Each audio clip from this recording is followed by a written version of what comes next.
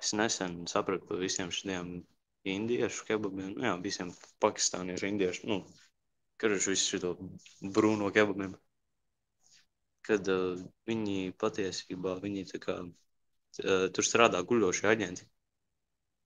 Un ar guļošiem aģentiem, es domāju, tādi, tā kā, kas viņi gaida īsto brīdi, kad viņi vienkārši var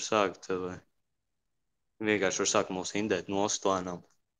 Un tā viņi izfiltrēs mūs, un tad tikai būs, nu, ja viņiem jau tās ticības arī, jo nepatīk, ka kaut kristieši un vēl kaut kādi, viņi jau grib tikai savējo to ticību pa visiem tiem, pa visām tām muļķībām. Un tāpēc viņi tos kebabus indē. Un man vienreiz šitās bija gadījums, kad sapēdu to kebabu, un nākošā rītā, tāds jautrs vēders jutās. Man jau likās, ka viņi kaut ko tur iepotēja iekšā. Tad vienkārši vakarā sprāga ārā. Es visu nakti šeit nomocījos, podu gulēju.